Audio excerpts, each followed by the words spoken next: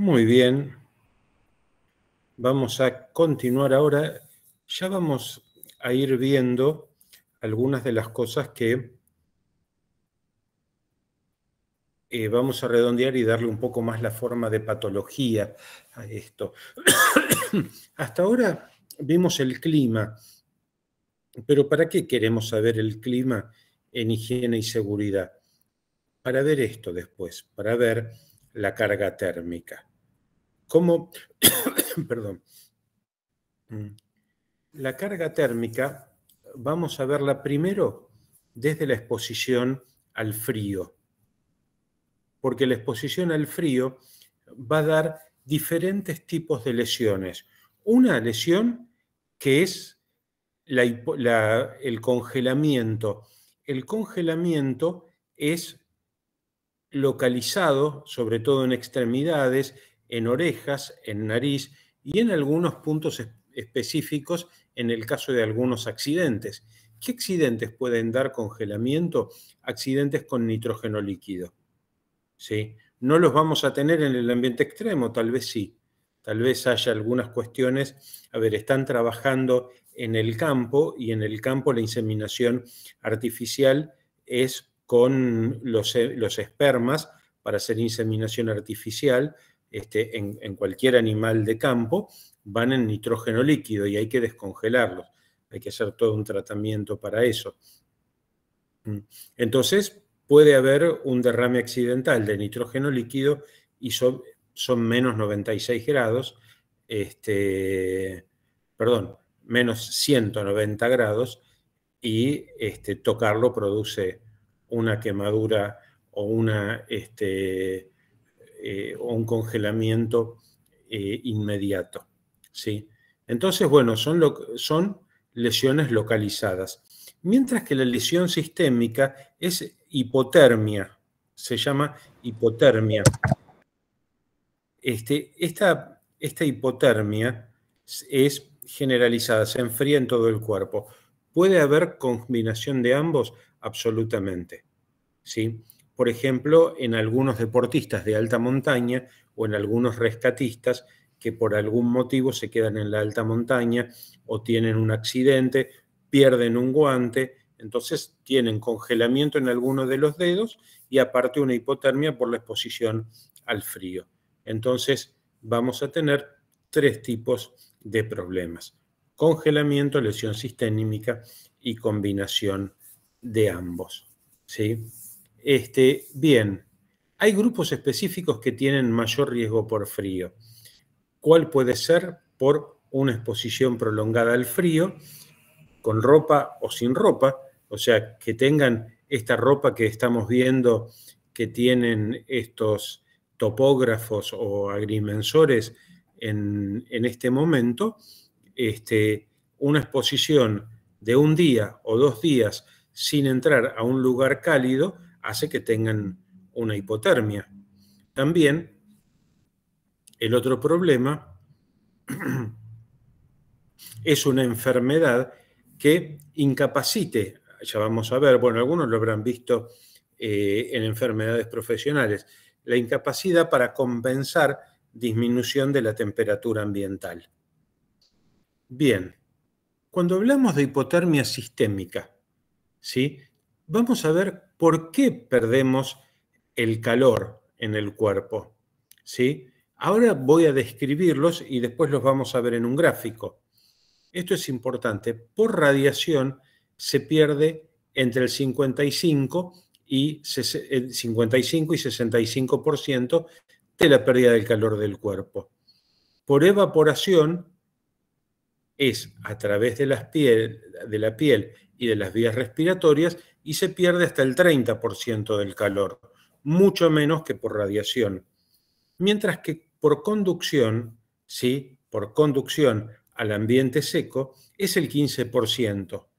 Ahora, en el agua es 30 veces mayor la pérdida de calor por conducción que la del aire, ¿sí? O sea, el agua absorbe más el calor corporal de lo que absorbe el entorno del aire. Por eso es tan importante el tema de un accidente o de estar húmedo o de estar expuesto en una lluvia y después con temperatura bajo cero en un ambiente extremo. Entonces, el tema del agua es muy diferente a que si está en un ambiente seco. Mientras que por la convección depende de la intensidad. Entonces, evaporación es por líquido, transpiración. La transpiración lleva el agua hasta la piel y de la piel hacia el ambiente se evapora, ¿sí?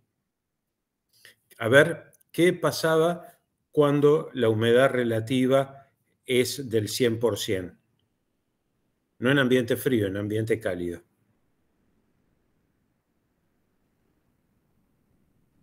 Hay sudoración. Hay sudoración. Claro, ¿cómo es esto? Ocurre la termorregulación. No, Claro, sí. ya la termorregulación está corriendo. Bueno, les digo, es una sensación de malestar muy grande porque el calor no se transmite al ambiente a través de la evaporación. Es de lo que veníamos hablando. La humedad relativa es aquella humedad que da la sensación de confort a las personas que trabajan.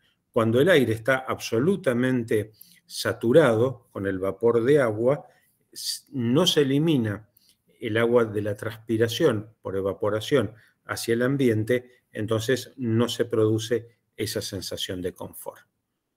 Bien. Mientras que la radiación hace que se pierda hacia los objetos más fríos, ¿sí? Hacia los objetos más fríos. En el caso del calor, es desde el objeto cálido hacia el cuerpo humano, ¿sí? Bien, la conducción del calor hacia la atmósfera es del 15%. Cuando esa atmósfera, que es un medio gaseoso, pasa a ser un medio líquido como el agua, se pierde 30 veces más. O sea, mucho, mucho. Por eso, una persona sobrevive durante días en condiciones de frío extremo, pero sobrevive minutos en el agua fría. ¿Hay más o menos minutos? Sí, es cierto. Depende de cada metabolismo. Después le voy a comentar una experiencia que hicimos nosotros en agua muy fría.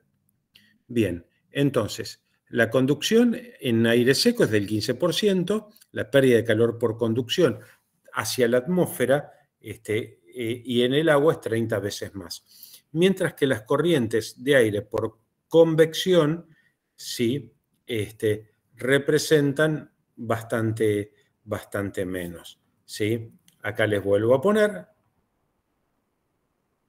evaporación, radiación, conducción, convección. Por eso dije convección, se los voy poniendo para que vean, lo tienen de todas maneras en la guía. Convección depende de la intensidad. Por eso hablamos de corrientes de aire o de viento. Piensen en esos calores muy importantes que se sufren y cuando ustedes prenden un ventilador. Como el ventilador es algo que permite mejorar la sensación. Aparte de la convección, produce mayor evaporación. O sea, se combinan estas cuestiones. Y hacia los objetos, la conducción hacia los objetos, no hacia la atmósfera, es del 3%. O sea, cuando se van a dormir en invierno, en una temperatura fría, sienten las sábanas frías hasta que las pueden calentar. Bueno, las calientan con el 3% de el calor corporal.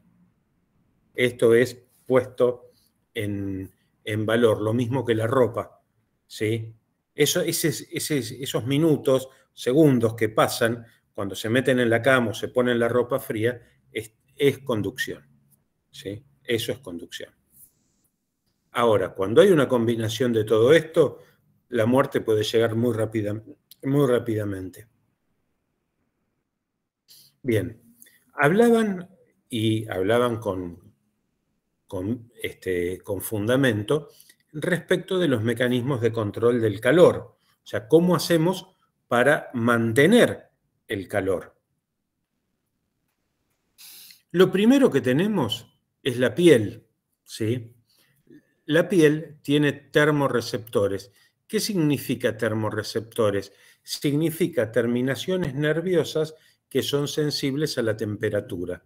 Entonces, cuando hace frío, informan a dos lugares, a lo consciente y a lo inconsciente, ¿sí? La consciente es en la corteza cerebral, arriba, y lo inconsciente es el hipotálamo.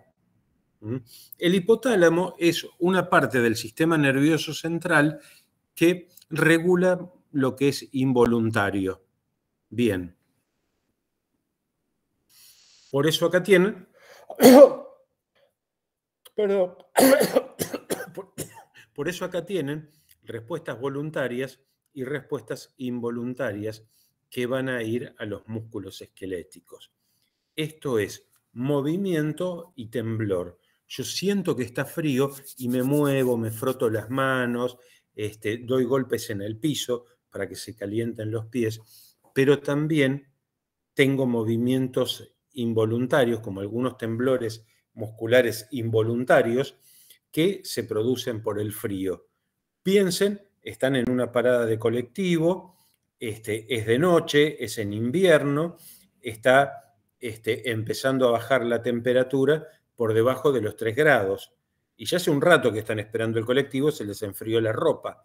Entonces, esos temblores que van sintiendo son movimientos musculares involuntarios, mientras que el estar caminando y el estar moviéndose es un movimiento voluntario, o el frotarse las manos.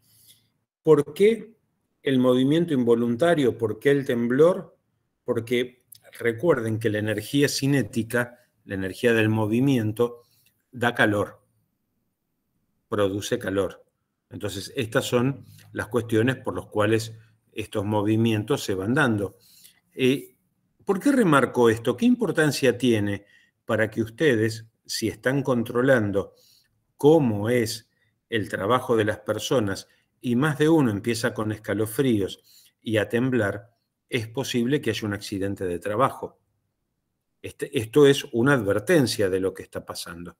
Una cosa es en una parada de colectivo. Sé que me subo al colectivo y me voy. Otra cosa es cuando están haciendo un trabajo como el que estaba en la fotografía, donde la temperatura está bajo cero y están durante mucho tiempo al aire libre. Bien, las arteriolas de la piel, ¿sí? Si hace frío, se van cerrando y eso manda la sangre, para que no pierda temperatura, hacia el centro del cuerpo humano. Y aparte del centro del cuerpo humano, o sea, al corazón, al hígado, al intestino, a los pulmones, para que fluya también bien en el cerebro.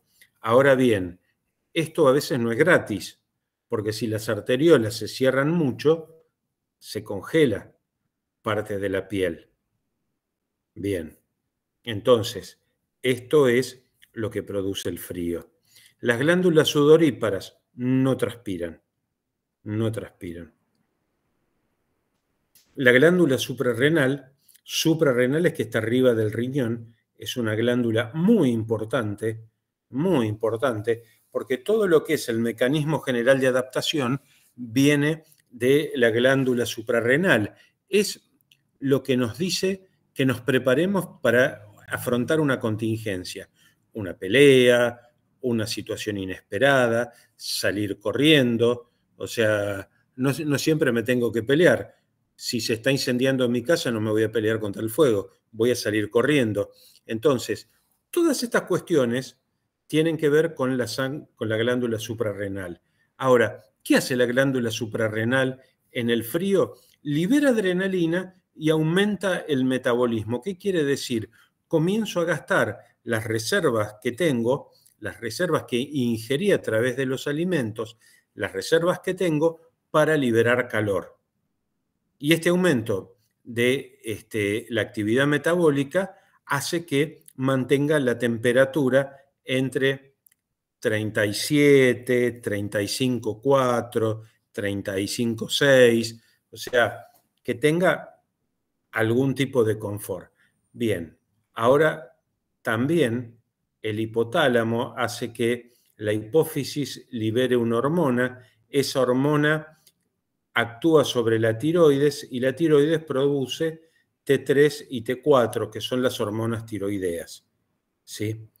La que se ve más afectada en el hipotiroidismo, y mucha gente que es hipotiroidea, es la hormona T4 que se suplementa con hormona por vía oral. Bien. Por eso los hipotiroideos que no tienen aumento de la actividad metabólica sufren más el frío, mientras que los que tienen mucha T4 sufren más el calor, porque constantemente están gastando energía. ¿Sí? Bien. Con el frío pasa igual que con el calor. Y acuérdense que si yo tengo una temperatura muy baja y prendo un ventilador enfrente mío, la temperatura va a bajar más. ¿Y cuál es el problema? El riesgo de congelamiento, ¿sí? Entonces, los servicios meteorológicos, el Servicio Meteorológico Mundial, establecieron la sensación térmica en climas muy fríos. Los identificaron, por ejemplo, en esta tabla, desde los 10 grados hasta los menos 50 grados. ¿Sí? Fíjense que menos 50 grados, con un vientito de 3, 6 kilómetros por hora, ya va a 65 grados bajo cero. Mientras que a 7, 10 kilómetros, a 16 kilómetros por hora, ya pasa a casi 70 grados bajo cero. Y esto se siente y se siente mucho.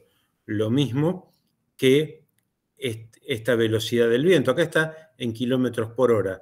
En nudos más o menos es el doble.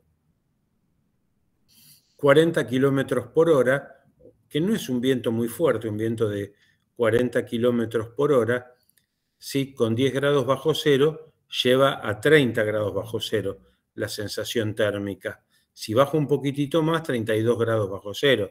Y ya acá pasamos la temperatura del freezer. La temperatura del freezer es esta, es la de menos 20, menos 22, es esta, ¿sí? Es esta la temperatura del freezer, donde es peligroso, porque existe congelamiento.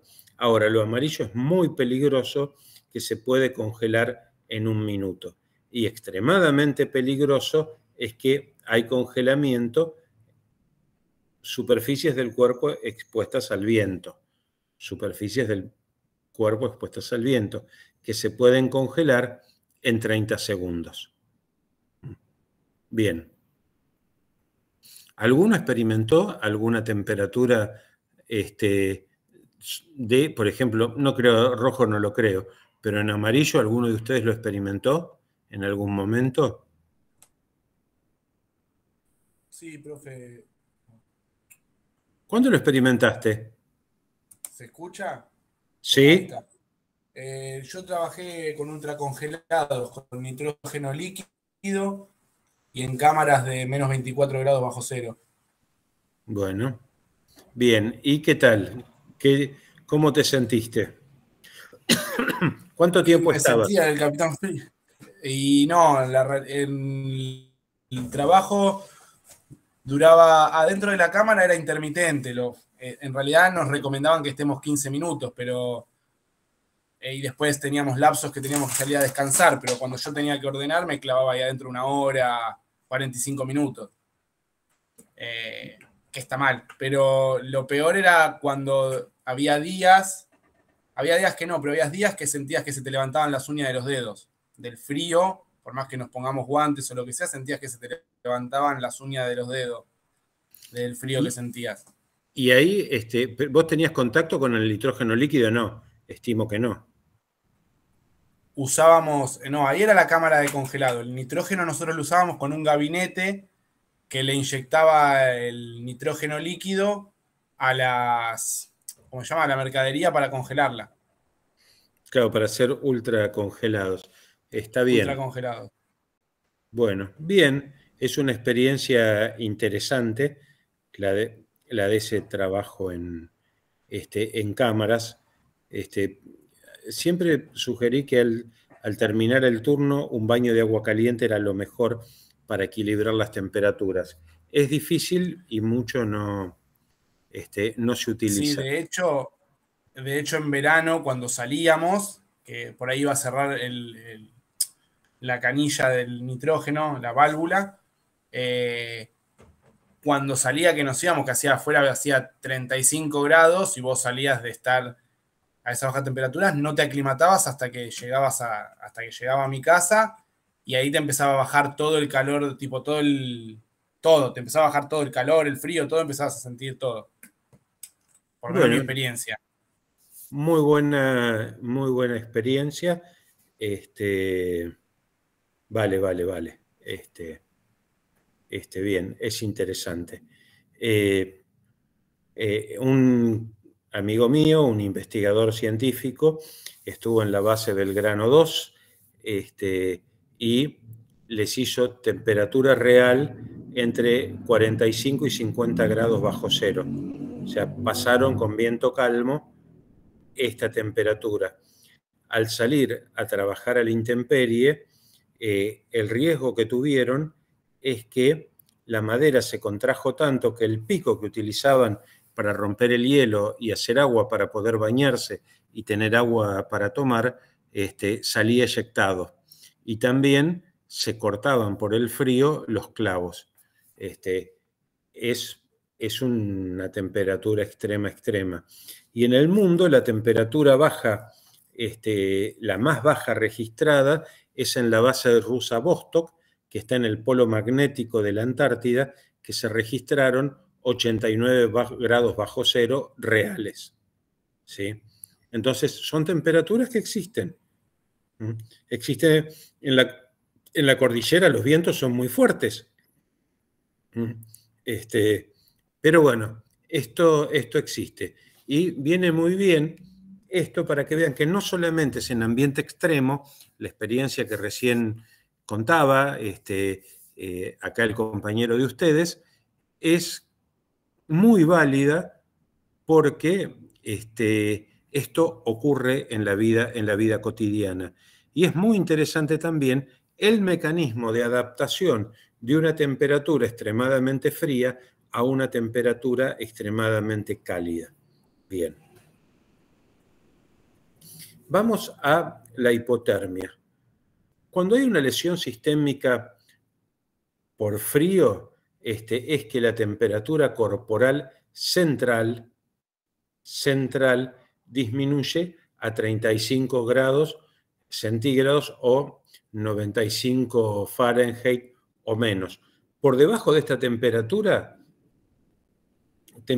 corporal central. La temperatura corporal central es lo que yo tengo adentro del cuerpo, adentro de mi cuerpo. Esa es la temperatura corporal central, que puede bajar de 35 grados centígrados y ahí ya pasamos a un problema serio. Bien, ¿cómo tomo la temperatura central? Si tengo el termómetro térmico, el que es infrarrojo, desde el tímpano. Si no, se toma la temperatura rectal, esa es bastante fidedigna, o la temperatura bucal. Porque acá 1 grado más o 1 grado menos sí hace mucho diagnóstico. Y la temperatura axilar o la temperatura en la frente no sirve. ¿Por qué? Porque las arteriolas se cerraron y la piel se enfría. Entonces, la temperatura que voy a tomar es la de un muerto, pero la persona está viva. Esa es la diferencia. Bueno, ¿cómo se da la hipotermia primaria? se da por dos razones, o por accidente o negligencia. O sea, a ver, voy a usar el de la cámara frigorífica. Digo, bueno, entro, total, no va a pasar nada y después me quedo una hora. Y no me voy dando cuenta y entro en hipotermia. Y la temperatura bajó y yo no entré vestido como tenía que entrar. Eso es negligencia. Sabiendo que tengo los elementos de protección personal, sabiendo los riesgos, hago algo que no corresponde, que es no utilizar el vestuario correcto que tendría que haber utilizado la persona que entró a la cámara. Bien, por otra parte, puede ser accidental, ¿sí? Otra experiencia que tuve, un extraviado, alguien que se pierde en un clima extremadamente frío. ¿Puede pasar? Sí, puede pasar. ¿Cómo pasa? Hay algo que se llama blizzard o blanqueo. Es el viento blanco. Sopla mucho, levanta la nieve se dispersa y es como entrar en una nube, en la niebla. Nada más que hay viento, y es un viento muy frío. Y la nieve, golpeando contra la piel, se hace líquida. Y ese frío hace que se congele sobre la piel. Además, el aliento, que es húmedo, forma estalactitas desde la nariz y pega los labios, ¿sí? Y si uno tiene barba, ni les cuento el dolor que es cuando uno intenta hablar y tiene pegado el bigote con la barba. Es una depilación que en esa zona duele y duele mucho, y sobre todo que hay frío. Bien, esa es una. Y la otra es por inversión, ¿sí? Estar en aguas frías. Alguien podría acostumbrarse al agua fría, pero recuerden que la inmersión a menos de 16 grados puede provocar hipotermia en minutos, ¿sí? Bien, nosotros hicimos una experiencia en la Antártida con el director nacional de fisiología del CENAR, un médico especialista en deportología, traumatología, que era el que le arregló el tobillo a Maradona en el 90 para que pudiera jugar el Mundial. Les digo esto para que vean qué clase de investigador era. Fue en el año 91. En el año 91, una nadadora que quería demostrar que podía ¿qué? ¿Nadar en el frío? Sí, con traje de baño convencional, con una malla enteriza común que utilizan en cualquier pileta, pero que tenía un pie menos porque en un accidente de colectivo en la infancia hizo que perdiera un pie. Entonces, esta chica se preparó para nadar, no en un agua de 16 grados, sino la temperatura del agua en ese lugar, al pie del glaciar, estaba en 1.8 grados, ¿sí? O sea, prácticamente 10 veces menos de esta temperatura. En ese momento, toma, antes de empezar a nadar, una cápsula con un termómetro y desde un bote íbamos tomando la temperatura que transmitía el cuerpo de esa chica. Y lo curioso es que durante 18 minutos pudo nadar bien, pero después de los 18 minutos el termómetro nos empezó a marcar que estaba bajando la temperatura central. Pero ella no lo sentía. Ella no lo sentía y se negaba a salir del agua. Hubiera podido seguir nadando más. Pasa que por una cuestión de seguridad la sacamos, porque es muy rápido el pasaje del estar normal al pasaje de hipotermia y sobre todo para no sentirlo.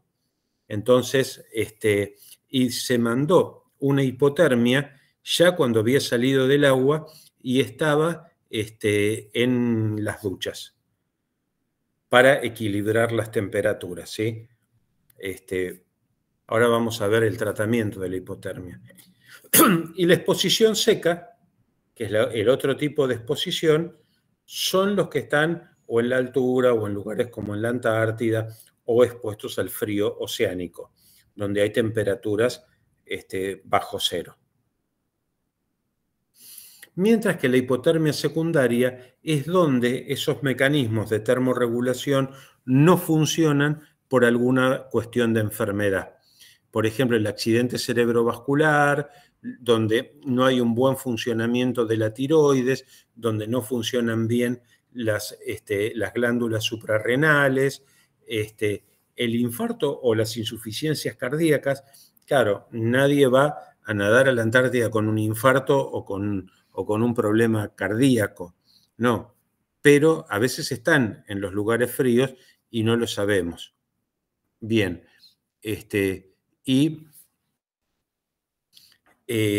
una de las cuestiones, acá es cirrosis, pero es el alcoholismo. El alcoholismo produce vasodilatación periférica y es por eso que los borrachos mueren más fácil por hipotermia que los que están sobrios, ¿sí? Porque hay productos, por ejemplo el alcohol, que produce vasodilatación. Los barbitúricos, los antidepresivos, lo que hacen es disminuir el sensorio, no se dan cuenta que están en el frío y la hipotermia hace que la persona se sienta cansada y somnolienta. La hipotermia es una muerte por sueño. Se duermen y ahí quedan. Bien. Y la falta, por ejemplo, de azúcar, que es la hipoglucemia, la pancreatitis es una enfermedad del páncreas, pero el alcohol es uno de los problemas más graves. Y algunas enfermedades endocrinológicas o endocrinas, como el hipotiroidismo o problemas de la glándula suprarrenal, como la enfermedad de Addison, por ejemplo. Profesor, una Sí. consulta. ¿Esto quiere decir que si alguno tiene alguna de esas enfermedades preexistentes o pasó por alguna de esas enfermedades, si trabaja de algo que está expuesto al frío, tiene más condiciones para que le pase algo Sí, que alguien que no? estoy diciendo eso, correcto. Es correcta tu apreciación, estoy diciendo eso, y esto lo estoy diciendo también porque es algo importante en el examen preocupacional, el saber. O sea, yo no mandaría a construir una ruta entre Argentina y Chile por los picos más altos de los Andes a una persona que tiene un hipotiroidismo. Le daría otro trabajo, otra actividad, ¿sí? Bien, acá puse esto del ejemplo de la carne porque también están en el frío, pero el compañero de ustedes nos brindó algo mucho mejor que estas cuestiones. Bien, ¿y cómo se ve una persona que tiene hipotermia? ¿Cómo lo vemos? Inicialmente empieza con actividad metabólica aumentada, o sea, en condiciones normales, ¿no? Estamos hablando de una persona normal. Aumenta el gasto calórico, ¿sí? Empieza a tener taquicardia porque el metabolismo, la hormona T4, la hormona T3, aumentan los latidos, dan taquicardias. De hecho, las crisis de hipertiroidismo aceleran mucho el corazón. Taquipnea es que taqui es más rápido. Taquipnea es que respira más rápido, ¿sí? Los músculos se ponen más tensos, más duros y aumenta la resistencia vascular periférica, o sea, aumenta la presión, ¿sí? Y esto genera temblores. Bien. Ahora, cuando ya va bajando la temperatura a 28 grados, ¿sí? El metabolismo empieza a disminuir. Empieza el corazón a latir más lento y se comienza a respirar cada vez más lento. Acá el problema es el dióxido de carbono que se acumula en los tejidos. Bien, y a 28 grados la frecuencia cardíaca baja a la mitad. Baja a la mitad y el corazón no late con la suficiente fuerza para mandar la sangre a todos los órganos. Bien, pero la persona sigue viva. Esta persona sigue viva. Bien, la actividad cerebral, o sea, ¿cómo entiendo lo que me rodea? ¿Cómo percibo lo que me rodea? Bien, disminuye entre un 6 a 7% por cada grado que desciende la temperatura central. O sea, cada vez se va haciendo más difícil mantener la cordura cuando se entra en hipotermia. Y si la hipotermia se va haciendo más grave es la percepción de la persona de lo que está viendo. Entonces, no hay regulación del flujo cerebral a temperaturas por debajo de los 25 grados. Bien, y si ya tenemos una hipotermia que es severa, empieza a alucinar, empieza a sentirse estupor, como loco, en términos poco académicos, se pone como loco o puede entrar en un coma. El corazón late como puede, por eso tiene arritmias, tanto de las aurículas, que es la parte más débil del corazón, como los ventrículos, que es la parte más fuerte, es lo que manda el ventrículo izquierdo, la sangre a todo el resto del cuerpo. Pero si tiene una arritmia, la arritmia hace que no se contraiga fuerte y que tenga movimientos que prácticamente no tienen reflejo en la circulación periférica.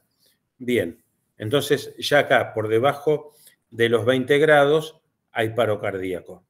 20 grados y el paciente se nos fue. O nuestro amigo se nos fue. Bueno, esto es lo que yo les contaba del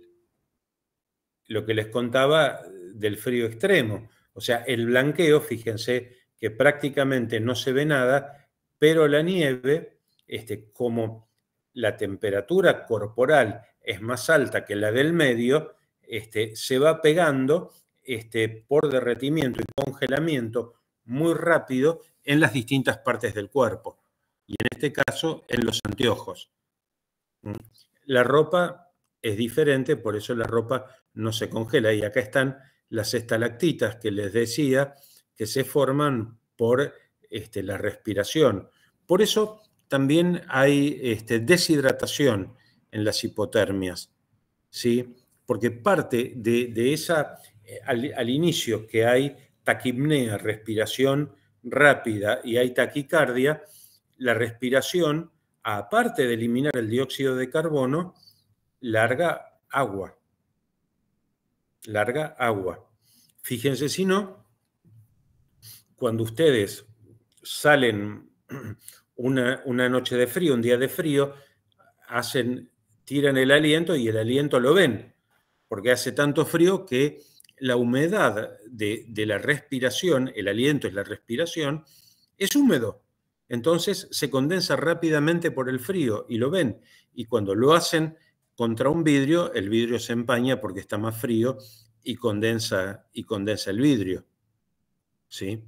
Esta cuestión es, bien, esto nos pasaba a menudo cuando estábamos en la Antártida, no tanto con los anteojos, sino con las antiparras que se nos empañaban por la condensación y el calor corporal.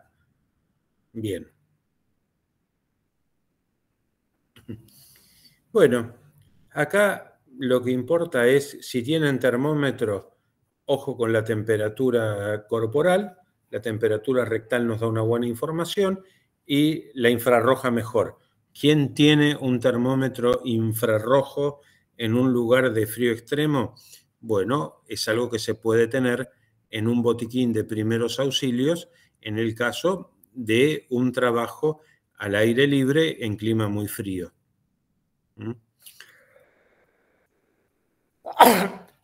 Bien, ahora, una de las cosas, nadie está muerto hasta que esté caliente y muerto. ¿Por qué? Porque a veces el pulso es tan débil y la respiración tan débil que parece muerto, pero la persona puede estar viva. Entonces, ¿qué se hace? Se lo calienta. ¿Con qué lo calentamos? ¿Le ponemos una estufa, un secador de pelo? No, con eso lo matan. Con eso lo matan. Se lo deja acostado en un lugar con mantas en un ambiente templado y con una humedad ideal, si se puede medir la humedad, entre 40 y 60 grados, ni muy seco ni muy húmedo. Y si están en un lugar en el medio de la nada, lo mejor que puedan hacer. ¿Qué es lo mejor que pueden hacer? Si están en auto, se meten en un auto y sanguchito, la persona con hipotermia queda en el medio y 2 cuerpos, uno de cada lado. ¿Sí? Acá parece un chiste decir esto, pero allá no, allá salvavidas en el frío. Entonces, estos son los primeros mecanismos que hay que tener. ¿Existen mantas térmicas? Sí, existen mantas térmicas, creo que salen 3.000, 4.000 pesos por internet, lo venden en, qué sé yo, lo venden en Mercado Libre a esos valores, las marcas térmicas. Entonces, podemos decir que la hipotermia leve es hasta 35 grados. Por debajo de los 34 grados hasta los 28 grados es moderada y por debajo de los 28 grados es inferior. ¿Sí? Perdón, es severa, es severa. Me quedé colgado acá con inferior. Es severa. Bueno, esto que tienen que hacer, esto es lo que hacen ustedes. En el hospital es otra cosa, se hacen, no lo vamos a ver porque no importa a ustedes. Lo que se tiene que hacer es que no haya pérdida de calor. ¿Sí? Hay que elevar la temperatura central del cuerpo antes que la periférica. ¿Sí? ¿Y cómo se hace? Es difícil, pero por ejemplo, en un ambiente tibio, o cálido o templado, no cálido templado, la respiración ya va haciendo que recupere la temperatura central. Hay personas que dicen, hay médicos que dicen que es bueno hacerle nebulizaciones con solución fisiológica templada, ¿sí? O sea que esté a más de 37 grados, pero no más de 42 grados. Otras de las, si no tienen nada, un tachito arriba de una hornalla, eso genera aire húmedo y que esté cerca de la cara de la persona. Si está inconsciente, no intenten nada de esto. ¿Sí? Si tienen para pasarle el nebulizador con solución fisiológica tibia, se hace. Si no, no se metan a tratar de ponerle algo porque lo van a quemar. Y evitar la fibrilación ventricular, que eso no lo van a hacer para nada. Bien. Hasta acá con la hipotermia, ¿nos vamos entendiendo? Sí, profe, le hago una consulta. Cuando decía de calentar el cuerpo así, haciendo sanguchito y esas cosas, ¿meter al trabajador en ducha de agua caliente, no? No. Genial. No porque tiene que estar muy bien regulado la temperatura. Un baño tibio podría servir, pero el problema está en que un cambio muy brusco de las temperaturas cutáneas puede generar un riesgo de trombosis. Muchísimas gracias, profe. Así que por eso los medios físicos son los mejores en esto.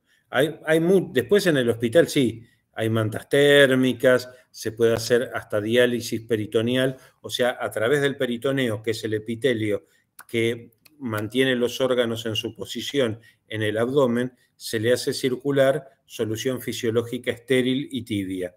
Entonces, pero eso ya es una cuestión de salvataje extremo. Y se le da también heparina para hacer una anticoagulación y evitar que cuando va tomando temperatura se activen las proteínas de la coagulación y no forme trombos. Entonces es todo un tema. Bien, Me gusta que Profe, esto. entonces, o sea, uno de los riesgos, o sea, el cambio de temperatura de golpe, como dijo el compañero, o sea, de meter al trabajador en agua caliente, ¿no? Es el trombosis y hay otro más. La trombosis es un riesgo muy, muy alto, sí. Después puede haber zonas de necrosis porque eh, las proteínas en el cuerpo humano están adaptadas para trabajar a 37 grados. Si ustedes lo llevaron a un frío extremo y lo calientan más allá de lo aconsejable, más allá de la temperatura corporal, esas proteínas floculan, que es una especie de coagulación.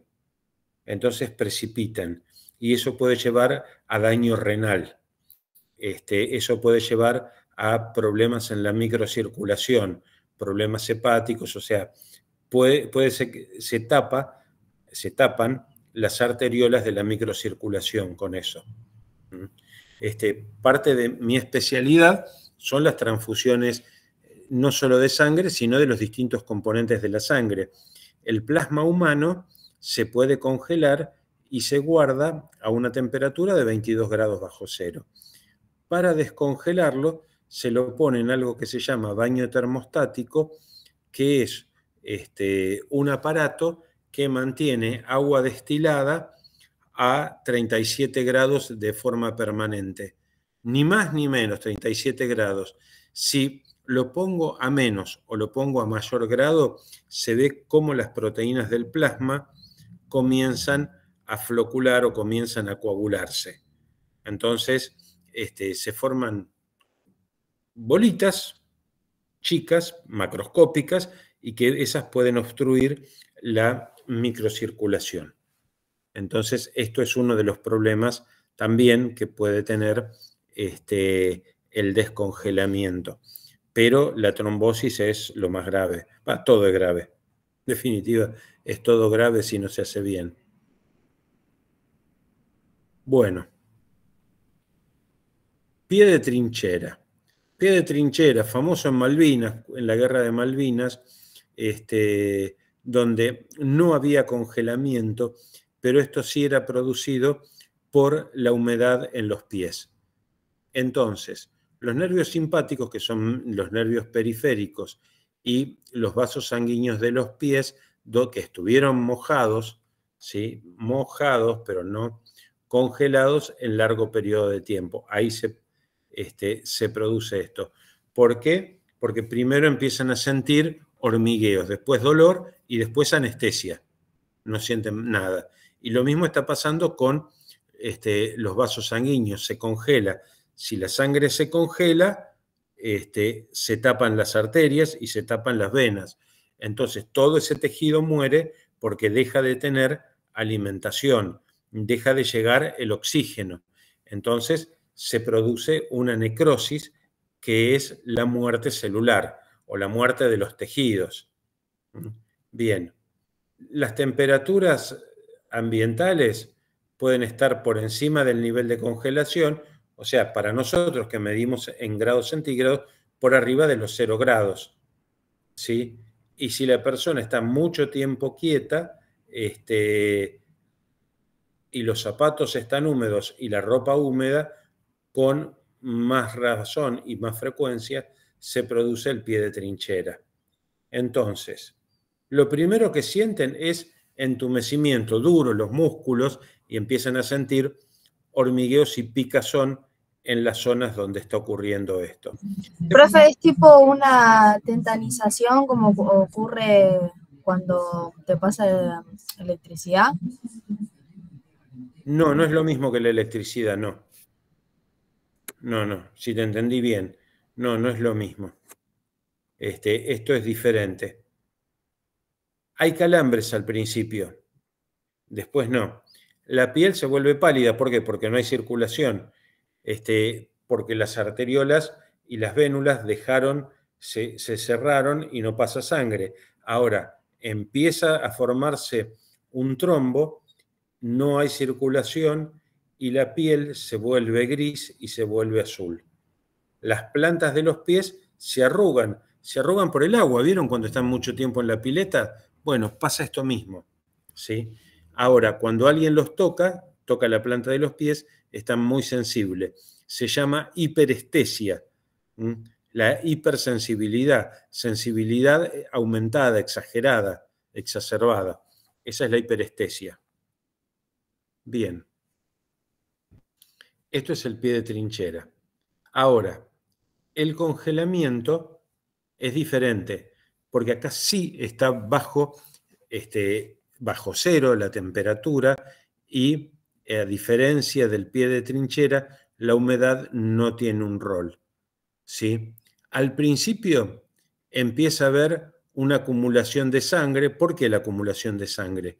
Porque no puede circular, se enlentece la circulación con el frío, y edema es porque el líquido que tiene que estar dentro de las venas y de las arterias pasa hacia la piel, ¿sí? Entonces al principio hay una hinchazón, ¿sí? Cuando ustedes ven a las personas que tienen problemas cardíacos o renales, es decir, se me hincharon los pies, miran y el pie está hinchado, bueno, eso es edema. El pie no está hinchado, está edematizado para nosotros, ¿sí?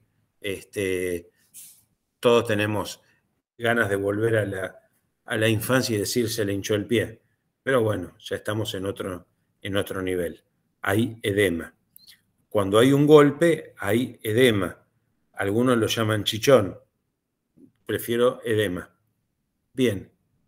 En el segundo grado del congelamiento, aparte de la hiperemia y edema, empiezan a haber ampollas, ¿sí? Porque aparte de acumularse en el tejido celular subcutáneo, el líquido empieza a pasar hacia la piel. Y esto sí es como una quemadura, como la ampolla de una quemadura. Es grande, es transparente, puede tener mucha longitud, ¿sí? Y porque como son tan grandes, la articulación, el lugar, no puede funcionar muy bien. Después sigue habiendo mucha sangre en el lugar, sigue estando la hinchazón, el edema, pero aparte las vesículas dejan de tener el líquido y se llenan de sangre, porque la sangre cada vez hace más presión y ahí puede romperse una vena, una vénula, una arteriola y pasar hacia esas ampollas, ¿sí? Y quedan ahí, quedan en ese lugar, no siguen subiendo. Esto queda en el tercer grado ahí. El componente hemorrágico es que la lesión es muy profunda. La lesión es profunda. Acá ya estamos hablando de un problema grave. Ahora, cuando se pone negro y aparece la gangrena, esa parte está perdida. Cuando se puso negro y hay gangrena, está perdido. Bueno, creo que vienen unas imágenes no muy gratas, pero así se muestran las ampollas en una persona que, esto es nieve, esto que está acá es nieve, ¿sí? Que pasó por el congelamiento de los dedos, ¿sí? Como tiene estas ampollas. Bien, sigamos con cosas más feas. ¿Pero es reversible eso o no, las Eso ampollas sí, esas de agua? eso sí. Esto no. Este Entonces, color no. hay que amputarlo más allá. Sí, a algunos se les caen solos, ¿eh? Algunos los Está todo pierden solos. congelado, está todo muerto ya. Está todo muerto. No hay dolor, no hay nada. El Profe, tema es yo me que acuerdo que los excursionistas que van no sé, a la cordillera de los Andes, o como usted dice, la Antártida, o en alguna parte gélida, siempre, o sea, quieren mantener lo de los pies, lo de las manos en movimiento. absolutamente, pero aparte se venden geles, hay geles que son como almohadillas plantares o para tener en las manos, que amplifican el calor corporal. Se llama termogel. Entonces uno se lo pone en la mano y aumenta el calor corporal, lo mismo que en la planta de los pies. Entonces hay una sensación muy gratificante y se sienten los pies cálidos, ¿eh? Se siente calor en el pie. Amén que si uno está correctamente vestido, esto no debería pasar. Existen calzados, existen medias que están preparados para temperaturas de 100 grados bajo cero. Pero bueno, esto es lo que pasa, ¿sí? Profe, Y puede ser que, o sea, el cuerpo distribuye el calor, o sea, a las zonas más importantes, o sea, los órganos del cuerpo en vez de las extremidades, por eso ocurre también. claro, o sea, sí, aparte que estas son las zonas que menor irrigación tienen y que más están expuestas, que son porque también ocurre en la nariz y en las orejas, pero O sí, sea, yo el le cuento organismo, esto de lo que sé, por lo que había visto un documental. Yo me acuerdo que vi un documental de esta clase de gente, o sea, excursionistas, de que se iban a dichos lugares, que explicaban todas esas cosas. la sangre sí va a cuidar a los órganos nobles, pero cuando estamos acá ya los órganos nobles, si esto sigue subiendo, tienen poca vida. Entonces es relativo eso. Aparte, esto es cuando hay congelamiento, pero se están quedando en hipotermia. Por eso, cuando hablan y no dan demasiadas explicaciones, no me gusta mucho, porque en los documentales, por lo general, no suelen dar todas las explicaciones. Es cierto, está bien, es correcto lo que dicen, pero no es todo lo que ocurre. Profe, Vamos, consulta. Si se revienta esa ampolla, uno va con un alfiler y la revienta. ¿Qué sale?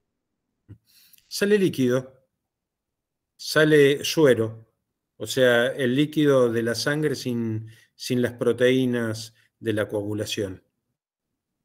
¿Y eso es Ya. lo que hay que hacer o se deja desinflamar solo? Mira, hay dos bibliotecas.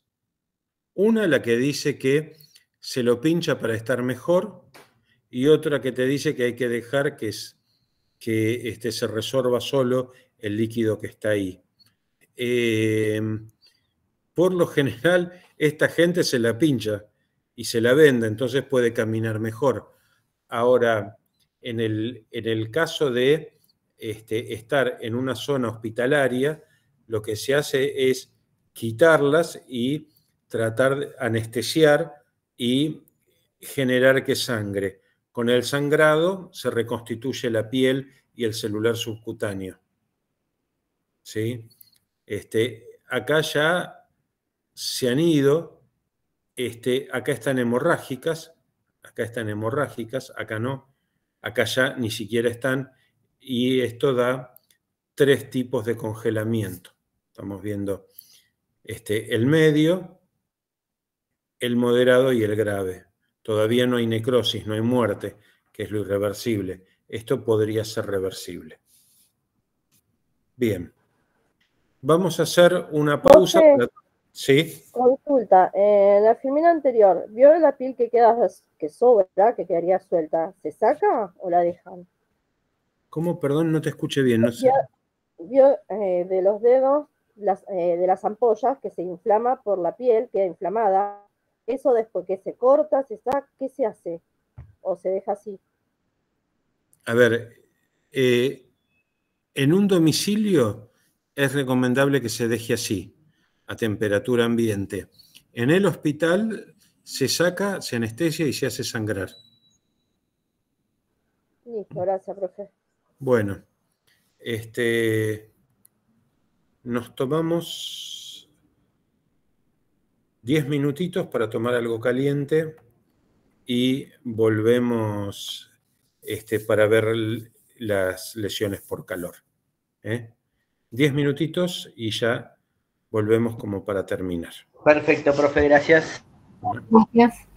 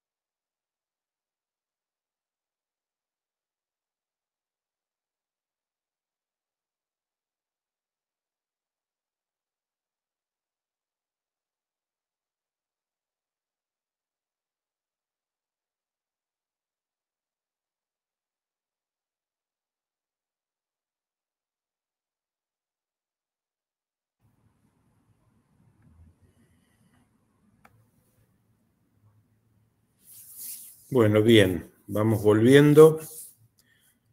Así ya en este minutito se van ordenando.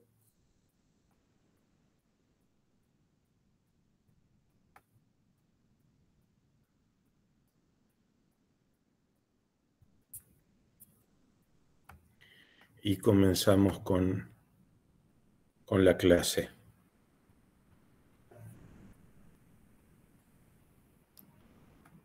Bien.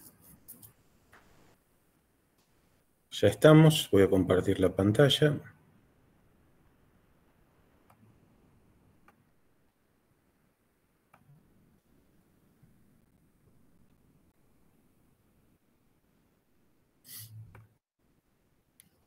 Y vamos con el calor. Vamos con el calor. El mundo va cada vez tendiendo más hacia el calor y menos hacia el frío. O sea, en términos generales se está calentando el planeta. Por varias razones. Una, por el cambio climático global que tiene como consecuencia el calentamiento. ¿Sí? Cambio climático global podría ser el enfriamiento, pero no. Acá estamos hablando de un calentamiento global. Entonces, los ambientes cambian. Los ambientes cambian. Y los ambientes cada vez se están haciendo más desérticos por la deforestación, la tala indiscriminada, que son cuestiones bastante complejas en estos momentos, ¿no? Bien, pero el cuerpo controla el calor, ¿sí? Entonces, somos de sangre caliente, homeotermos, ¿sí? El ser humano es homeotermo, porque mantiene una temperatura interna más o menos constantes, aunque haya variaciones ambientales, ¿sí? Siempre tiene que estar dentro de límites seguros. Así como la hipotermia es mala, la hipertermia es mala también. Entonces, ¿qué hay que hacer? Eliminar el calor excesivo. Para eliminar este calor, el cuerpo cambia el ritmo, cambia la circulación y acá se produce mayor vasodilatación en la piel. ¿Sí? ¿Para qué? Para que en contacto con el ambiente, el cuerpo humano baje la temperatura corporal, exhalando el calor, o sea, eliminando el calor del organismo y regulando la temperatura. Entonces acá es al revés. El cuerpo está caliente y lo que busca es el frío del ambiente. Bien. Las glándulas de transpiración, las sudoríparas, sí van a estar muy activas. Sí van a estar muy activas.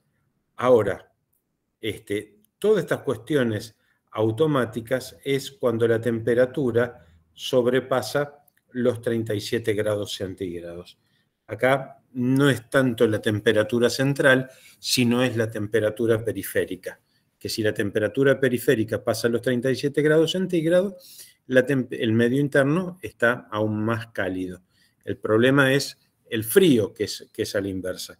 Pero acá sí nos podemos valer de la temperatura periférica, o sea, la temperatura... A ver, para tener una correcta idea de la temperatura, si vamos a tomar la temperatura axilar, hay que secar, porque hay transpiración, y la transpiración, recuerden cómo baja la temperatura, entonces hay que secar. Si está seco, bien. Lo mismo, si uno tiene el termómetro, lo timpánico es lo mejor. Bien, ¿qué ocurre en este equilibrio? ¿Sí? Que hay cosas que lo descompensan hacia un lado o hacia el otro. El que regula es el cerebro. También por las mismas razones del frío, ¿sí? Por los termorreceptores de la piel que van a la corteza cerebral y los que van al hipotálamo. Nada más que el mecanismo acá es inverso. Acá baja la regulación de la tiroides para que no haya tanto metabolismo. Hay que regular, hay que bajar el metabolismo, ¿sí? Entonces, ¿por qué? porque lo que se necesita es bajar la temperatura interna.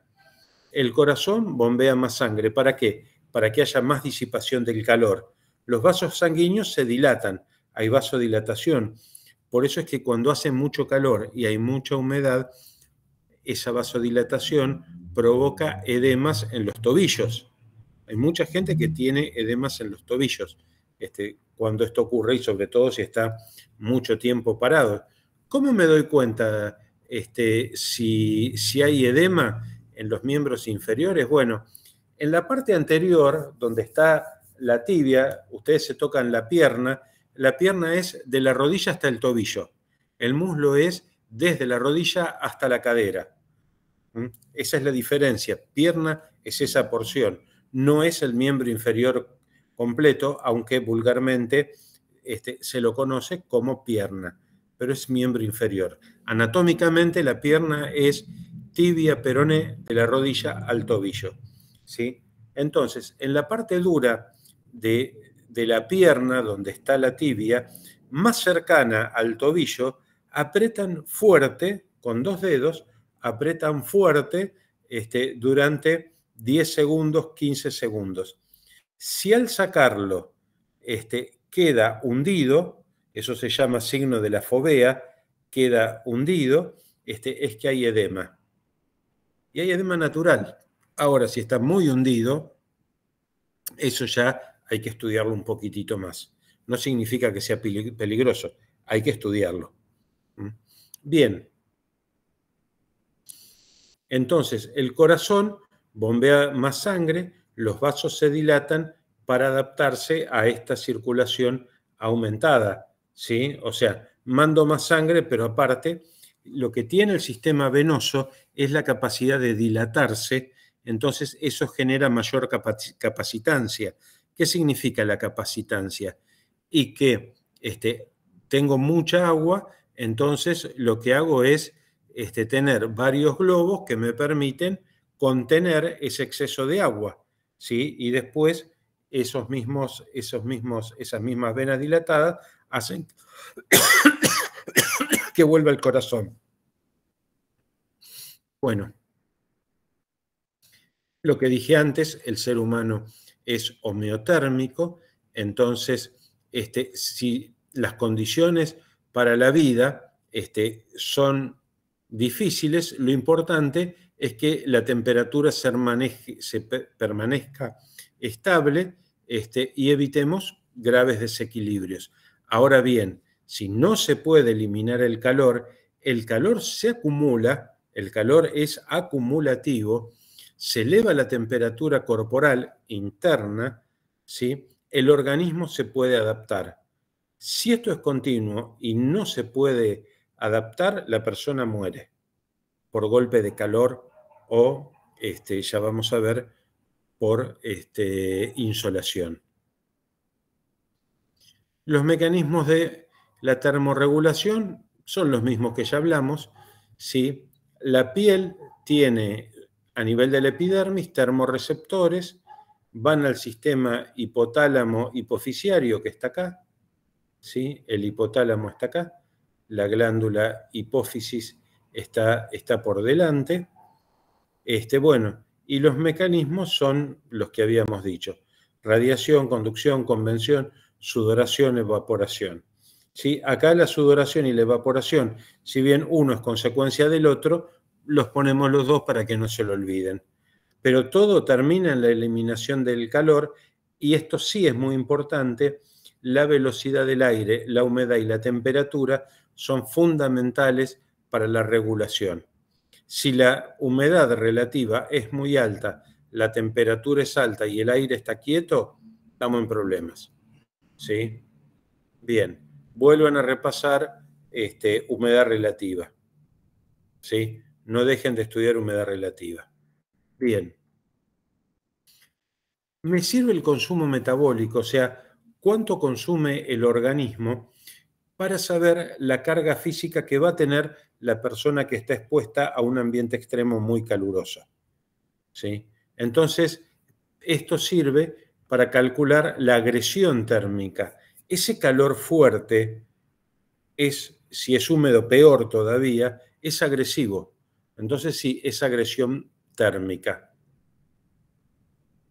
¿Qué hace el metabolismo? La hormona T4, la hormona T3, ¿sí? Parte de la adrenalina que estimula. Bueno, la energía química de los alimentos en energía mecánica se mueve. La tengo almacenado como adenosintrifosfato, el ATP. Entonces, cuando pasa como energía mecánica, ¿sí? Va a haber calor. La resultante es calor. Entonces, esto va a dar gasto energético muscular, ¿sí? Y se mide en cuestiones de energía, kilocalorías, joule o vatios. Por lo general, en nutrición se habla de kilocalorías o de perdón, o de calorías. Salud. Gracias. O de calorías. Y acá les dejo las equivalencias, las tienen en la guía, no voy a decir, pero por lo general, calorías o joules. Bien. Para estimar el calor metabólico, para saber el gasto calórico frente a una agresión calórica, yo tengo que saber el calor metabólico, que es esta M, por eso se las puse en color verde, ¿sí? Que esta M representa la suma del metabolismo basal. ¿Qué significa metabolismo basal? Metabolismo basal es en reposo. Condiciones basales es reposo absoluto. Estoy en estado nirvana. Pero como aún en la máxima relajación gasto energía, porque la respiración gasta energía, la circulación gasta energía, los latidos cardíacos gastan energía, el hígado gasta energía, el intestino gasta energía, todo eso consume las reservas energéticas. Bien, eso es el metabolismo basal. Porque en cuanto yo me empiece a mover, por más que haga estos movimientos chicos, ¿sí? Hay gasto calórico. Entonces, también van a haber acciones derivadas de la posición. Estoy sentado, estoy parado, apoyado, estoy parado pero con un punto de apoyo. Bien.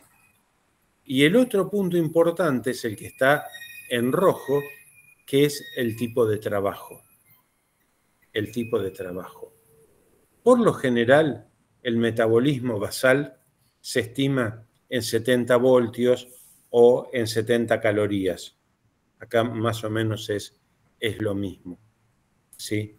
Pero el calor metabólico es la suma de tres aspectos. El metabolismo basal, que es el estado en reposo, el tipo de posición que tenga y el tipo de trabajo. Bien. Posición del cuerpo. Estoy acostado o sentado, el metabolismo es de 21 watts. De pie, fíjense, duplica 42, pero caminando no. Caminando es más que 3 veces más que estar de pie, ¿sí? Y 6 veces más que estar sentado. Ahora, si estoy subiendo una pendiente, es mucho más. Pero si a esto le agrego que estoy con trabajo manual o con trabajo muy pesado con todo el cuerpo, fíjense cómo cambia, ¿sí? Fíjense cómo cambia esto. Es importante porque en estos cálculos los van a tener que hacer ustedes, ¿eh? Porque de estos cálculos sale el tipo de trabajo y el descanso, sobre todo el descanso. Bien, nosotros nos olvidamos por un ratito, eso ténganlo, ya vamos a volver, pero también tenemos que calcular la temperatura. Para calcular la temperatura tenemos este tipo de aparatos. Esto es un termómetro, y esto es un anemómetro que me mide la velocidad del aire, ¿sí? Esta letra D me mide la velocidad del aire. ¿Por qué? Porque todo esto me sirve también en el ambiente extremo para saber cómo el ambiente afecta a la carga de trabajo. ¿Sí? Entonces, voy a tener uno de globo, voy a tener uno que es húmedo, que me permite conocer la humedad relativa, y otro que es seco, que me da la temperatura ambiente. El bulbo es sin exposición al sol, ¿sí? Está tapado, por eso no tiene. Este genera la humedad relativa, este es húmedo, este es un termómetro húmedo, y este es un termómetro de bulbo seco. Bien, entonces, para evaluar la carga térmica de un lugar, sí, me parece que tienen un micrófono abierto. Para evaluar, o me querían decir algo, no sé. No, parece que no. Bueno, sigo. Me hablan cualquier cosa. Bien, la carga térmica, ¿sí? Bueno, para saber cuán expuestos están los trabajadores a una carga térmica X, tengo que calcular la temperatura del globo húmedo, temperatura de globo húmedo, estas son las cifras en inglés, perdón, temperatura de globo de bulbo húmedo, este acrónimo es en castellano, pero después lo van a ver en inglés, ahora después se los paso al inglés. Entonces, para saber la carga térmica, estoy en el interior, ¿sí? O en el exterior, pero sin carga solar. De ninguna manera estoy expuesto al sol. El sol cambia mucho.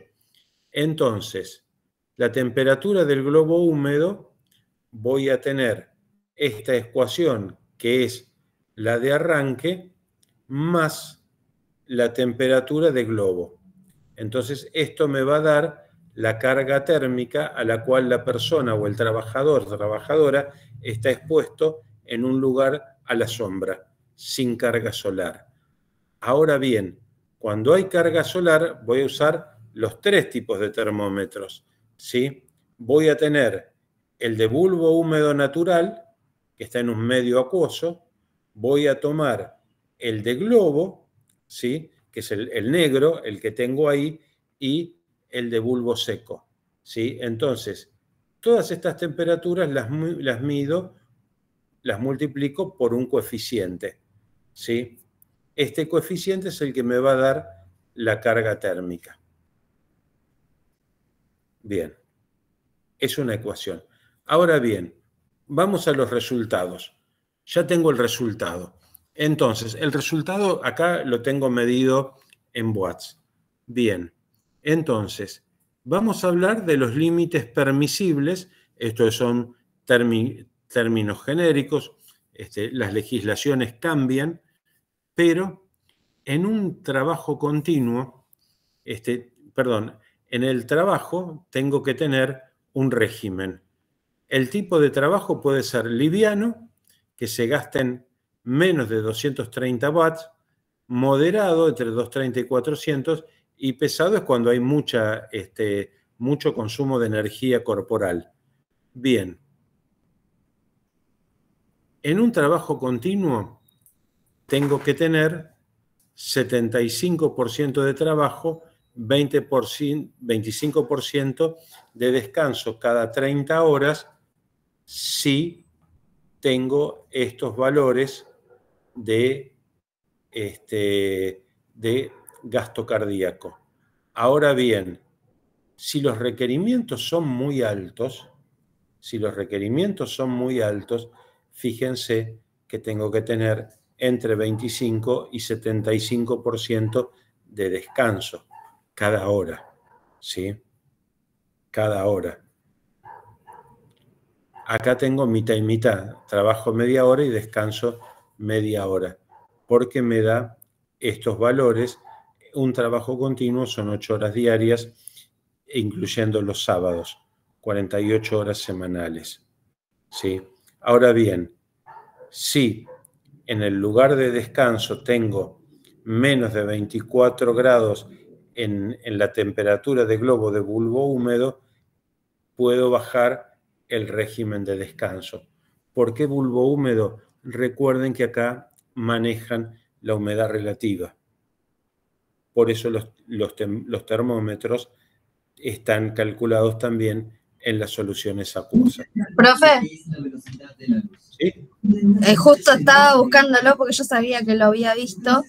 Esto está todo en la ley, en el anexo 2, 295. frío, en la página 51. Sí, correcto. Y yo sabía que lo había visto y estaba buscándolo justamente en el libro.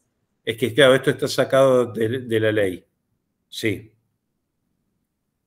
Está en la 295, el 351. Sí, Sí, en el 351. Sí. Sí, ¿qué me...? Profe, el descanso implica que Se cortó. ¿El descanso implica que qué?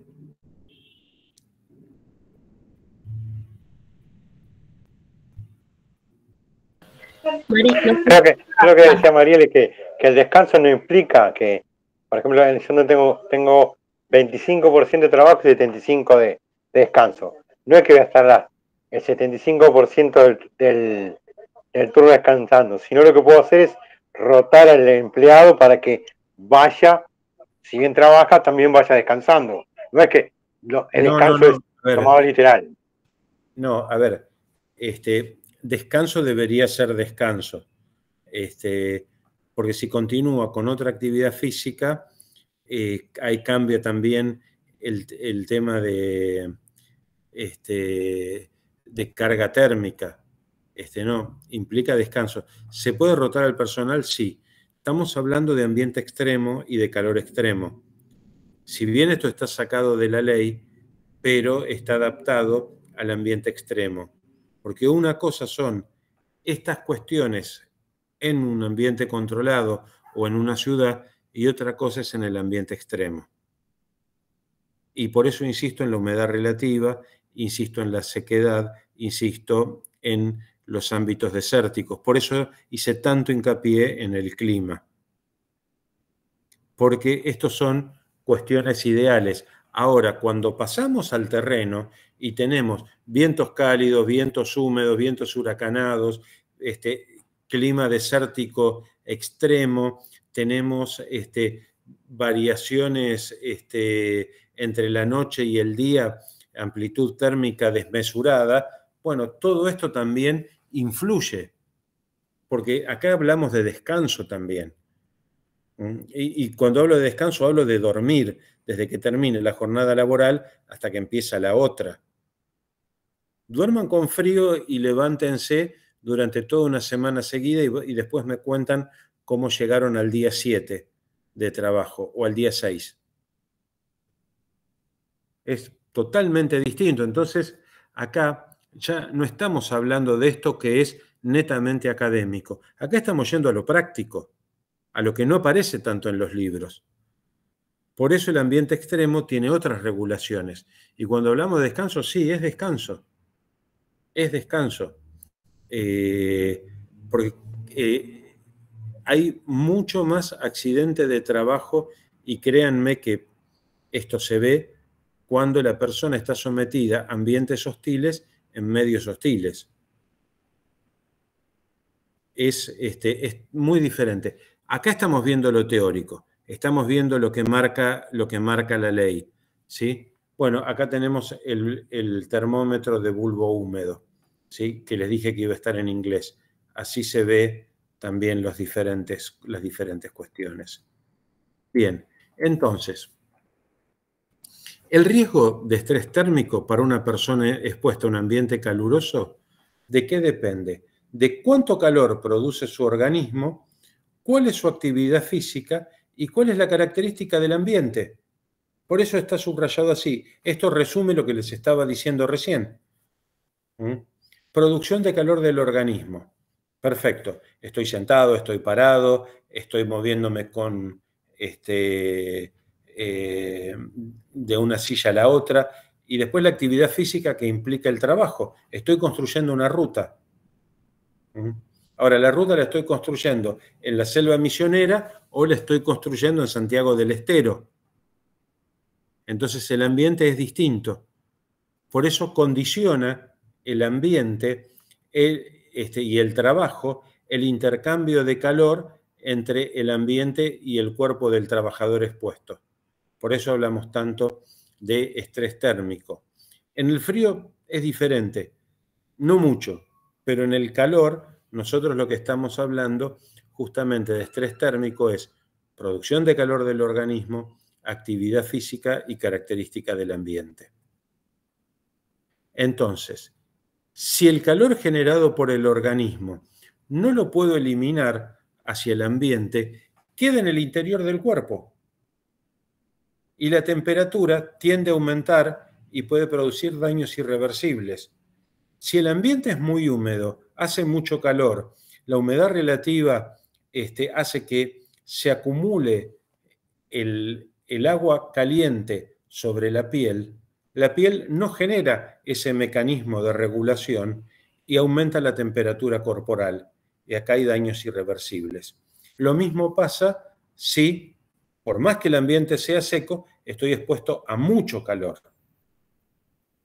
También sube la temperatura interior del cuerpo. No la puedo eliminar porque hace mucho calor, ¿sí? 50 grados o 40 grados, como puede llegar a ser, o 43, 45 grados en Santiago del Estero o en Salvador Massa, que es el punto más al norte del país, la ciudad más al norte del país, que está en Salta. Si ustedes trabajan en esos lugares desde las 10 de la mañana hasta las 5 de la tarde, y la persona no puede eliminar el calor del cuerpo, entonces tiene problemas muy serios. Y acá el descanso es fundamental. Y donde sea el ambiente de descanso también. Por eso se habla de los 24 grados. Y ahí se puede reducir el descanso, si después la persona está en 24 grados. Tampoco esos cambios bruscos de temperatura son demasiado aconsejables. Pero tiene que haber todo un entendimiento de esto para el ambiente extremo. Bien, el consumo metabólico, ¿sí? ¿El consumo metabólico qué es? Calor producido por un organismo en una cantidad de tiempo, y esto es lo que me permite valorar el estrés térmico.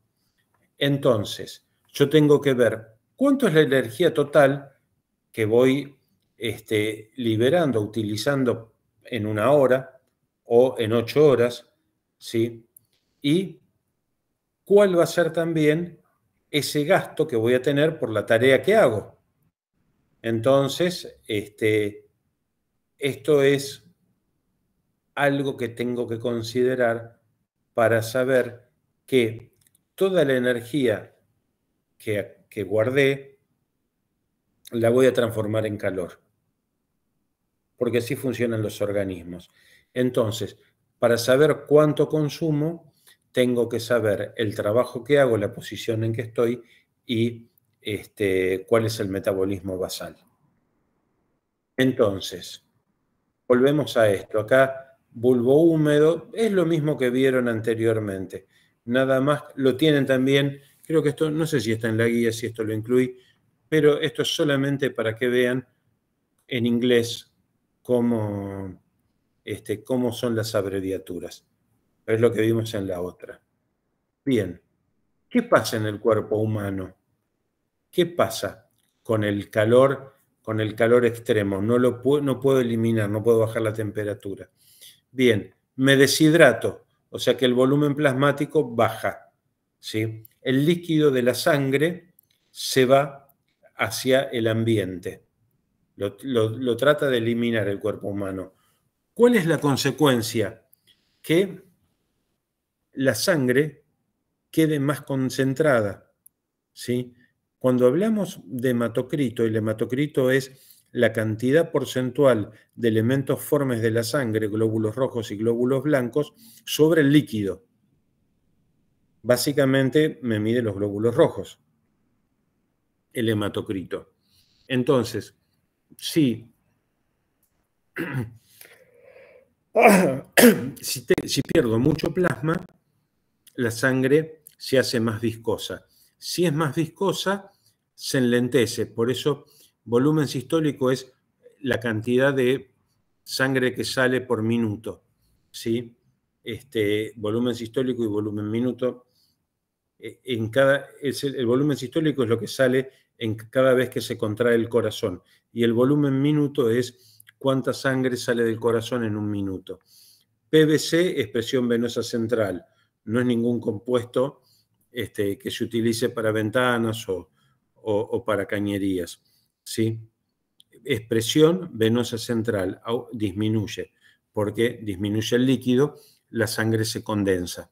Bien. Bueno, todo esto baja cuando la persona está deshidratada.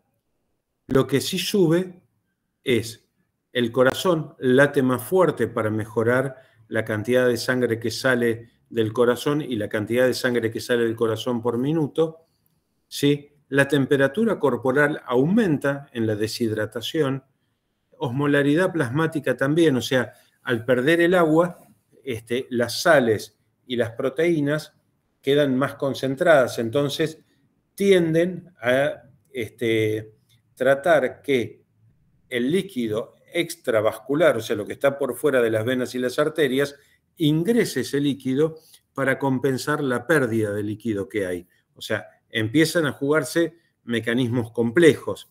Aumenta la viscosidad sanguínea, como les dije, ¿sí? La temperatura central, mientras haya sudor, la temperatura central sube y sobre todo con la sudoración hasta que el sudor desaparece y aumenta de una forma más rápida. Y todo lo que sea las reservas, el glucógeno, que son las reservas que tiene el músculo, aumenta. Por eso en la deshidratación severa hay calambres, ¿sí? Entonces, bien, primero aparece el cansancio, cuando ya hay lesiones por calor en serio, ¿no? No se coordinan bien los movimientos, la conducta es errática, la marcha es vacilante, hay desmayos, convulsiones, entra en coma. Antes de entrar en coma, desmayarse o convulsivar, puede haber náuseas, vómitos, escalofríos, ¿sí? Escalofríos, a veces se dan estas cuestiones, sobre todo cuando empieza a producirse la lesión por calor, se empieza a haber una respiración más rápida y aumento de la temperatura rectal. ¿Qué tenemos que hacer? Prevenir. Prevenir. El tipo de vestuario, esto ya me lo habían mencionado anteriormente. El confort ambiental, si es adentro, ¿sí? Hidratación, fíjense, pre, intra y posesfuerzo. Siempre tiene que haber hidratación. Tiene que haber un control del peso antes y después. ¿Por qué? Porque consumen energía en el trabajo. Esa energía es para disipar el calor también. Lo mismo que en el frío. Entonces, si la persona está perdiendo mucho peso, es importante. Controlar cuánto orinan, controlar la diuresis, porque si pierden todo el líquido en el trabajo y no orinan, se dañan los riñones y pueden tener un problema renal muy serio. Pueden terminar en lista de espera para trasplante renal. Y sobre todo, aclimatarse al calor. Aclimatarse al calor. Bien. Una exposición en un ambiente muy caluroso puede traer consecuencias. Agotamiento por calor, esto ya vimos. Grandes cantidades de líquidos que se pierden, se agota el trabajador, aunque siga transpirando, y se empieza a sentir más débil. Puede marearse, puede tener náuseas por el mareo, dolor de cabeza, ¿sí? Esto es a veces cuando ustedes hicieron una actividad muy fuerte que tuvieron mucho desgaste, en algún momento pueden marearse, ¿sí? ¿Por qué? Por la pérdida excesiva de calor y de sales. Existen sales de rehidratación oral para las diarreas muy severas y las bebidas que son esas que toman los jugadores de fútbol sobre todo cuando están a temperaturas muy altas, como el Gatorade, eso repone sales también. Y si no tienen eso, jugo de naranja es bárbaro, repone una cantidad de sales muy importantes, ¿sí? Comer algo salado, eso también ayuda. Bien. En este agotamiento por calor, pueden haber sensación de vómitos, puede haber desmayos, pérdida de conciencia. La piel está húmeda y mojada, por esto que les decía de las glándulas sudoríparas. La piel, si bajó mucho la presión, es pálida, pero si está normal es roja. Y la temperatura del cuerpo en el agotamiento por calor está normal o apenas elevada. ¿Por qué? Porque la piel está húmeda. ¿Sí? La piel está húmeda y mojada. Por eso se eleva poco o está normal la temperatura. Mientras que la insolación es un golpe de calor muy fuerte. Muy fuerte. Esto se da por exposición muy fuerte en ambientes sobre todo secos, a temperaturas muy altas, que son las superiores a 40.5 grados centígrados. ¿Sí? Esto es la insolación. ¿Y se muere la gente? Sí, se muere la gente como insolación. Cuando nosotros detectamos una cuestión de estas, golpe de calor, insolación, el cansancio por calor, ponemos paños fríos en corriente suave de aire a la sombra en un ambiente no frío, ¿sí?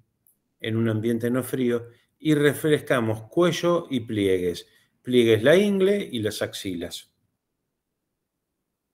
Bueno, los calambres ya los dije, que es por pérdida de sales, por pérdida de líquido, y hay que hacer de rehidratación con alimentos salados, con bebidas que aporten sales y que aporten líquido, o líquidos salados tipo caldo.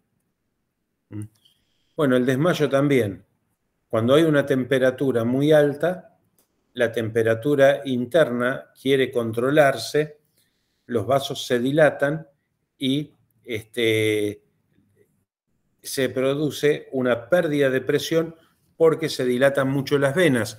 Entonces disminuye rápidamente la cantidad de sangre que sale del corazón, no llega tanta sangre, o sea, es como si hubieran tenido una gran hemorragia, le secuestraron esa sangre, las venas durante un tiempo, y esto es lo que produce que la presión baje mucho, no llegue bien la sangre al cerebro y se desmayen. Emergencias para golpes de calor, lo mismo, compresas frías, cuello y pliegue, elevar los pies, acostarse, una corriente de aire suave y líquidos que no sean helados, frescos, no helados. Bien. Puede tener calambres, agotamiento, insolación o shock. Para esto mismo más ropa holgada de colores claros y ojo con las actividades que se hagan al amanecer o al atardecer y que se descanse durante las horas de más calor.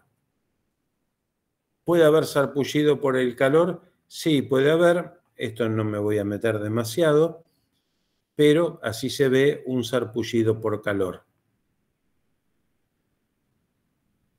Bien. El cansancio lo hemos visto, exposición prolongada al calor, sobre todo en personas que no están acostumbradas y que también existe aquellos que son propensos. Hay otros que no. Pero hay gente que lo sufre más que otra, no lo pueden coordinar. Entonces, esto disminuye con adaptación al clima caluroso. Trabajadores del sur necesitan por lo menos una semana para aclimatarse al calor. Bueno, son 5 o 7 días. lo que tarda la persona en adaptarse al calor, ¿sí? Entonces, si se puede, reducimos el calor en el lugar de trabajo. Si no se puede, porque estamos al aire libre, bueno, hay que regular esta adaptación y los tiempos de descanso. Pero descanso en serio. Estamos hablando de ambiente extremo. Bien. En el primer día de trabajo en un ambiente muy caluroso, la temperatura del cuerpo, las pulsaciones y la incomodidad son más altos. El primer día es el más crítico, ¿sí? No es correcto decir, bueno, para que se aclimate más rápido, que trabaje todo de golpe. No, lo estamos exponiendo a una situación grave si tratamos que sea todo de golpe. Para eso está la ley, para prevenir. Si bien acá las situaciones pueden ser peores, pero la ley en este caso es buena y lo prevé. Todas estas reacciones disminuyen a medida que se aclimata la persona al calor y va cediendo. Entonces, en el lugar de trabajo, si es en ambiente cerrado, se abren las ventanas, usar ventiladores, flujos de aire, descanso, zonas de descanso ventiladas y mucha agua. Mucha agua. Bueno, ¿hay diferencias entre la insolación y golpe de calor? Sí, pero como más o menos es lo mismo, el tratamiento es el mismo para los dos. La ropa es fundamental, ¿sí? Liviana, holgada, de colores claros y sobre todo respirable, que permite eliminar la transpiración hacia afuera, ¿sí? Entonces, esto me permite que si hay mucha humedad relativa en el aire, de todas maneras lo que se moja es la ropa y no mi piel, ¿sí? Porque la piel la sigo teniendo seca. Entonces cumplió con el rol que tiene que tener.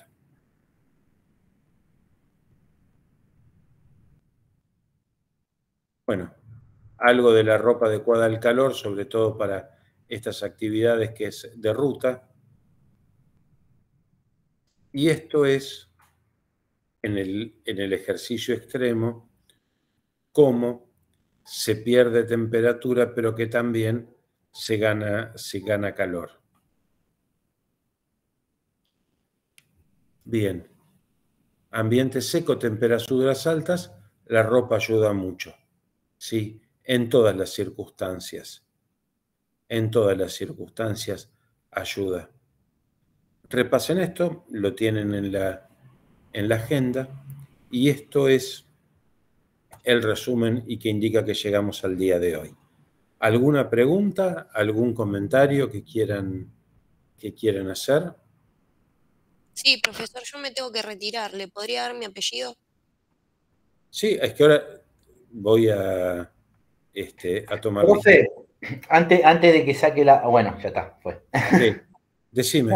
No, quería ver lo que decía de Sarpullido, pero no va a ser El mucho hincapié en sarpullido eso. lo tenés en la guía. ¿Para qué voy a tomar lista? Así los que se tienen que ir. ¿Quién era la persona que se tenía que ir? Herrera Liliana. Listo. Gracias. Nos vemos. Hasta el jueves que viene.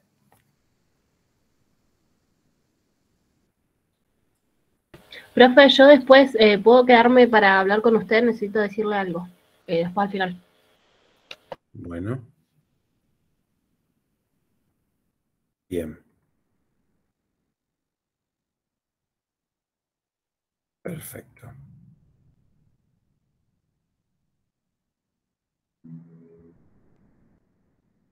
A ver, un segundito porque... Profe, hoy empezaba desde la A. ¿Te parece?